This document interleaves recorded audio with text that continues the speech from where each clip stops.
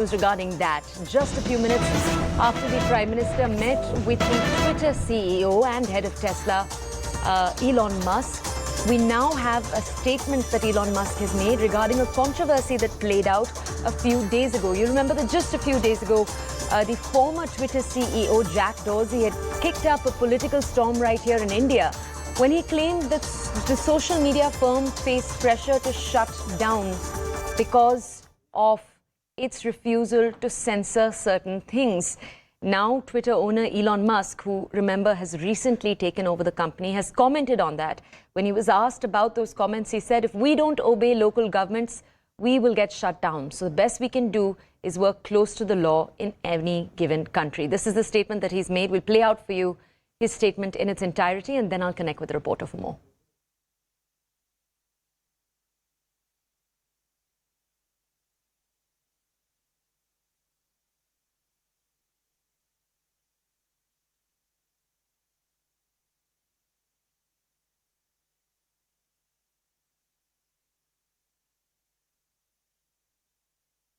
India, for example, India is a country that had many requests of us around the farmers' protest, around particular journalists that were critical of the government, and it manifested in ways such as we will shut Twitter down in India, which is a very large market for us.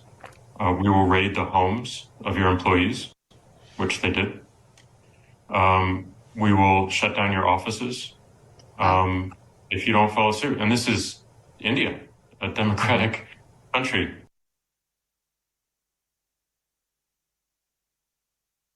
All right, you remember the political controversy that actually played out after Jack Dorsey made these comments, with the Congress pointing fingers at the BJP government in the centre and saying that it was the BJP government's activities, especially during the farmers' protests, that led Jack Dorsey to make this statement. You might remember that the Indian government had come forward and described the time during the farmers' protests. Twitter's records show that they were asked to take the accounts of certain journalists down after statements were made by those journalists. Now, there was much brouhaha about this over the last few days, with the opposition blaming, as we just said, the sitting BJP government. Now, statements have come out since, but first we want to play out for you what it is that the head of Twitter and Tesla, Elon Musk, had to say on this entire controversy. Take a look. Twitter doesn't have a choice but to obey local governments. You know, if we don't obey local government laws, then we will get shut down. So the best we can do is really to hew close to the law in any given country.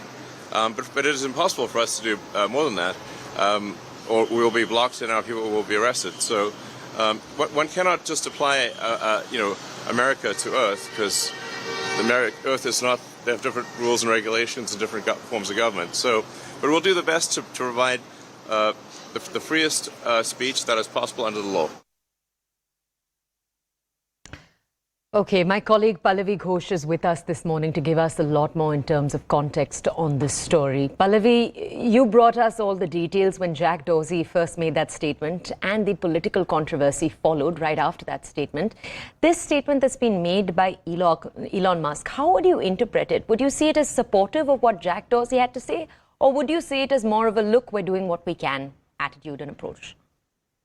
So I think what he's tried to also do is to bring a closure to this entire debate and discussion, particularly which has been taking place in our country on how free really is Twitter. Well, it's a bit of both, actually, to answer your question. On one hand, when he says we have to follow the law of the land, he actually acknowledges the fact that what Jack Dorsey had said, that, you know, he was under pressure as Twitter chief, especially during the farmers' protest from the Indian government, that certain measures should be taken to restrict the accounts of those who seem to be provoking, according to the words of the Indian government, or supporting the farmers' protest. That point becomes very clear. The government has made it very, very clear that, you know, any business which has to operate on a land, whether it's international, whether it's domestic, all of them really have to follow our rules, and there's nothing wrong in that. That's what happens worldwide. I think Elon Musk has made that abundantly clear, at least as far as he is concerned, his Twitter is concerned. They are not going to do anything which is going to be against the law of the land, which means that whatever the government's rules say, he's going to follow the rules. Now, the question which then arises here is that how much is he willing to bend? Because he also indicated as much that we'll do it as much as we can. But Toya, Twitter is also known for its whole advocacy of free space. That's the entire idea when Elon Musk took over, to say that Twitter is going to be something which is going to be for all. And that's the reason why he removed this whole legacy blue tick. We don't want a sense of entitlement. People should be allowed to have an alternative point of view. How much of that is going to be in sync with the law of the land? That is going to be a challenge. But I think he's tried to bring a closure just before and after meeting the Prime Minister, that, there are rules which we'll follow, and therefore we are not going to do anything which is going to upset the Indian government. Pallavi, I just want to understand from you, earlier when we'd covered this entire controversy, one of the things you'd pointed out was the perceived hypocrisy of the American government, and in particular Twitter's way of dealing with the then US President Donald Trump's comments. Do Elon Musk's comments and the way that we interpret them, do they imply that Twitter is going to continue to work within American laws when it comes to America, continue to take down things, for example, where it feels is right, but in India operate according to India's rules and regulations? So that's exactly what I meant. I mean, that I think is going to be the contradiction and rather the dilemma for the Twitter operators. You talk about Donald Trump. Remember when he took charge of Twitter, and I'm talking about Elon Musk, one of the cases which he cited, but not very openly, but he definitely cited, was that of the Trump issue and the allegations that Twitter was going under the diktat of one political narrative. And therefore, he was the one who said that Donald Trump is going to come back on Twitter because everyone has a right to be on Twitter.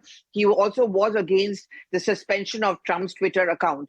Now, if you want to stretch the argument, what if tomorrow the American government says that the return of Trump on Twitter is actually against our laws? And therefore, what will Elon Musk do? So I think what he tried to say in his soundbite was very clear. We are going to try and follow the laws of the land as much as we can. As much as we can being the operative word. It could bring them into contradiction or conflict with the government, but at least as far as the Indian government and the recent controversy is concerned, he's tried to reach a closure and also, in a sense, defend the fact that the Indian government is actually putting that kind of a pressure, or I would say a directive. And to be very fair, I guess we also have to understand Elon Musk is here. He's a businessman. He wants to here to do business. He also understands that he's not going to say or do anything which is going to antagonize the Indian government. Okay, thank you for that context, Pallavi.